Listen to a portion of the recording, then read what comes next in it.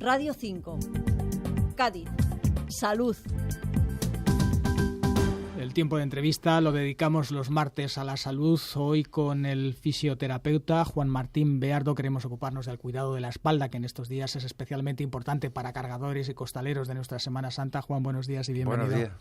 ¿Son frecuentes los cargadores o costaleros que sufren algún tipo de problema o lesión en estos días por su esfuerzo adicional? Bueno, no es que sean frecuentes, es que es lo normal, porque el efecto de que hace la carga sobre el esqueleto humano, sobre todo el cuerpo en general, es muy dañino.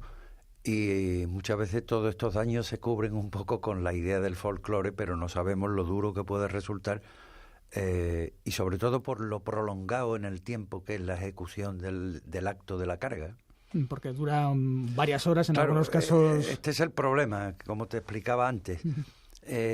Si lo analizamos como un acto deportivo, que lo es, nos encontramos que se dan las dos facetas: el ejercicio aeróbico, que es el de consumo de oxígeno constante, que se prolonga en el tiempo, y aquí se da. Esta actividad puede durar en algunos casos a 12 y 14 horas en la calle cargando un paso.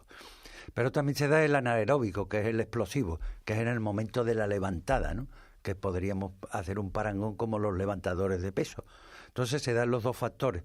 Por lo tanto, se exige una preparación, pero que el daño que puede producir puede ser bastante grave. ¿Y qué tipo de lesión es la más frecuente que se pueda presentar? Hay dos tipos de lesiones. Primero es la lesión directa por el impacto que hace la madera o el palo, como se le llama aquí, de la carga sobre el organismo, que entonces, en el caso de los costaleros, es sobre el cuello, a la altura de la séptima vértebra cervical, y en el caso de Cádiz, por ejemplo, es en el hombro y en la articulación acromioclavicular, que es la zona que recibe el impacto directo del peso. Pero no solamente eso, si luego empezamos los daños colaterales, porque el peso mantenido, y además de andar con él, redunda sobre la zona dorsal, la zona lumbar sobre todo, la cesta pélvica, las rodillas y a último el pie, que es el gran olvidado de esta actividad. ¿Sería conveniente en este caso, visto que es un esfuerzo explosivo y además prolongado, que hubiera una preparación previa que yo no sé si realmente realizan los costaleros o cargadores? Hombre, desgraciadamente, si vemos la tradición, esto siempre se contempló como una cosa de ciudadanos de segunda categoría. Estos, los cargadores, venían del muelle. Después de estar todo el día trabajando, por la tarde cargaban pasos. De ahí su nombre de cargadores, ¿verdad? Y luego se ha convertido en algo más, llamémosle, una actividad casi lúdica, ¿no? Salvando las distancias de lo que tiene de introspección religiosa, que eso es siempre respetable. Pero hoy día pues se presume de ser cargador, es una actividad deportiva para gente fuerte y tal, pero si no se hace una preparación, el daño es mucho más agudo y más grave, claro. ¿El calzado y la ropa pueden ayudar al cargador, al costalero, a soportar mejor ese esfuerzo, o en sentido contrario le puede perjudicar a la hora de que pueda tener más problemas? Hombre, hay, sobre todo en el deporte, todo lo que uno pueda utilizar para ejecutar mejor el acto deportivo, pues miel sobre hojuelas, ¿no? Hoy día, por ejemplo, yo en la calle he visto con agrado que ya empiezan, por ejemplo, a ponerse fajas deportivas, ¿no? Para hacer la actividad de la carga, el tipo de calzado. Y sobre todo me llamó la atención de haber visto en algunos, por mantener la tradición, utilizar la antigua alpargata, que es totalmente plana, y 30 y tantos kilos que se puede llevar en el hombro, cayendo sobre los pies, hace un daño enorme al arco plantar, lo que le llamamos vulgarmente el puente, ¿verdad? Entonces lo recomendable sería utilizar calzado deportivo que llevase dentro una plantilla de sujeción y de soporte del arco plantar, del puente.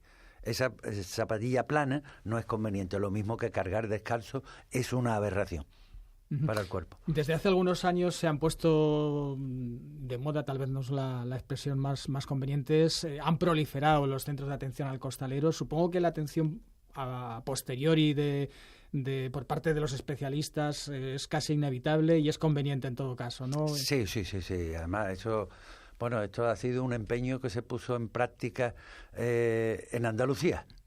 Andalucía fue la pionera cuando se crearon las primeras escuelas universitarias de fisioterapia, pues ya se empezó a pensar en ese daño y el tratamiento que tenía. Y empezaron a proliferar los centros de atención al cargador. Pero el centro de atención al cargador hace un tratamiento del daño producido del impacto, ¿verdad? Pero luego el daño degenerativo que puede crear el mantener esta actividad, pues ya necesita también de lo que hablábamos antes, de la preparación para la preparación física, como si fuera un deporte normal y corriente. Uh-huh. Pero al otro día o inmediatamente después de terminar, pues viene muy bien el tipo de masajes, el utilizar la termoterapia, como puede ser microondas, infrarrojos, y sobre todo el evitar el hematoma tan profundo y tan impactante que se tiene en el hombro después de una carga. Claro. En la otra cara de la misma moneda están los ciudadanos que acuden como público en las procesiones, que en ocasiones aguantan muchas horas de pie sin apenas moverse. Supongo que tampoco es la situación ideal para la columna vertebral. Para nada. El estar de pie, lo que llamamos a pie parado, eso daña muchísimo la columna porque está recibiendo el peso siempre sin tener una carga alternativa, ¿verdad? Entonces, sobre todo los que somos padres y hemos tenido hijos pequeños, sabemos lo que es ver una procesión con un niño además cargado, ¿no? O sea que es a pie parado, con un niño encima y muchas horas, ¿no? ¿Y qué se puede hacer para hacer más llevadero, para que genere menos impacto negativo en nuestra... Hombre, lo ideal sería moverse, pero en este caso es imposible, ¿no? Apoyar la espalda contra la pared y sobre todo no tener nunca los pies en paralelo, nunca los pies juntos, sino un pie por delante del otro. Entonces así abrimos mucho más la base de sustentación y la columna reparte mejor el peso. Pero los pies juntos lo que condiciona es que concentramos todo el peso sobre un mismo punto de la espalda. Y entonces eso es fatal, porque es lo que le llamamos aquí el dolor de riñones, ¿no? Que no es dolor de riñones, es un dolor de la zona lumbar, de la columna. Yo no sé si hay alguna enseñanza para la vida diaria que se pueda extraer de estos malos hábitos o de estos esfuerzos extraordinarios que se hacen tanto por cargadores como por público. Quiero decir que igual en nuestro día a día nos vemos en situaciones muy parecidas que tal vez tendríamos que evitar, ¿no? Claro, es que aunque nos vayamos a otro tema que no el que viene hoy, mire, desde pequeño nos hablaban en la enseñanza de educación física y eso no existe. La educación física es otra cosa y otra cosa es el deporte. Los niños juegan, hacen deporte, perfecto, pero por ejemplo no enseñamos a los niños a respirar, no enseñamos a los niños a utilizar bien su arquitectura. Hasta hace poco hemos tenido unas mesas donde los niños, encorvados totalmente, escribían, ¿no? Y esa educación física, eso luego se nota en el individuo, en su comportamiento espacial, cuando está de pie. Que además no olvidemos que estar de pie es una actividad muy dañina para el cuerpo, porque nosotros estamos diseñados para andar a 4 patas. Y nos hemos puesto de pie, ¿verdad? Por eso hay que hacer una educación física que desgraciadamente no se hace. Luego en la fisioterapia sí se ha hecho lo que se llaman las escuelas de espalda. Y eso en Andalucía también hemos sido muy pioneros. Eso lo trajimos de las escuelas de espaldas de Suecia, esas enseñanzas, y aquí se puso en principio. Y las escuelas de espalda están dando muy buen resultado, sobre todo en los argumentos divulgativos, ¿verdad?, para la población.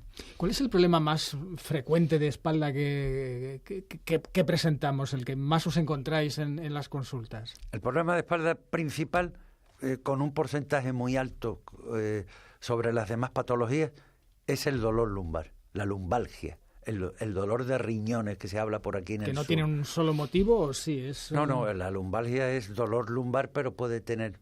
Pero sobre todo el porcentaje alto es por el sobrepeso, por no utilizar bien la espalda, por una falta de adaptación de la espalda al trabajo.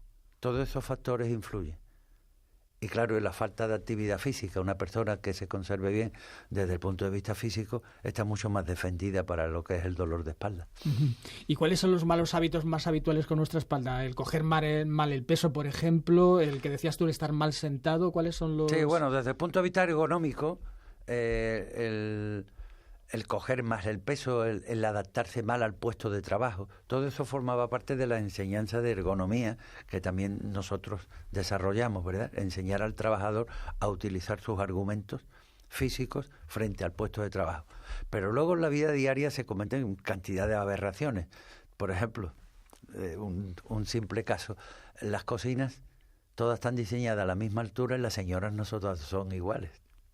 ¿Me entiendes? Sí. No es lo mismo intentar coger de un mueble que esté en alto, coger 1 kilo de azúcar a una señora que sea alta, a otra que sea baja. Sin embargo, se hace homogenizada toda la altura para todo el mundo igual. Y eso es un error.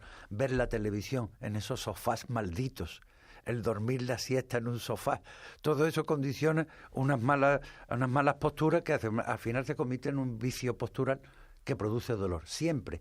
A una persona hay que decirle que cuando aparece el dolor de espalda, la primera vez que aparece es una bombilla roja de atención que nuestro organismo nos está diciendo. Aquí hay algo mal que está ocurriendo. Y nosotros tendríamos que tener ese principio de dolor como un aviso, porque luego se puede convertir en crónico y eso es para toda la vida. Pues para ir acabando esta entrevista, queríamos mirar un poquito al futuro desde la perspectiva de la previsión. ¿Qué práctica diaria, qué podemos hacer para, en la medida de lo posible, prevenir esos dolores de espalda, para prevenir los problemas de nuestra columna vertebral? ¿Hay algún tipo de hábito diario que nos pueda ayudar en eso? Mire, el hábito mejor que puede utilizar el individuo es huir del sedentarismo y de la obesidad. Nuestro cuerpo no está diseñado para recibir tantísimo peso. El ejercicio rey sobre todos los demás y el más barato es caminar. 1 hora de marcha diaria es asegurarnos una vida mucho más sana luego en la vejez. Y es un hábito sanísimo, estupendo, y viviendo en una ciudad como esta que tiene un clima tan agradable que nos permite todo el año. Es casi un delito no aprovecharlo, ¿verdad? Claro, y luego tenemos otro delito que es, por ejemplo, aprender a nadar bien, la natación, porque nosotros no olvidemos que nos hemos pasado 9 meses dentro del vientre de nuestra madre flotando. No lo olvidemos. Y cuando aquí tenemos el mar, que es volver al líquido primigenio, al agua, a flotar. Nos quedamos sin tiempo. Muchísimas gracias a Juan Martín Beardo por haber estado en Radio Nacional de España. Muy buenos días. Ha sido un placer.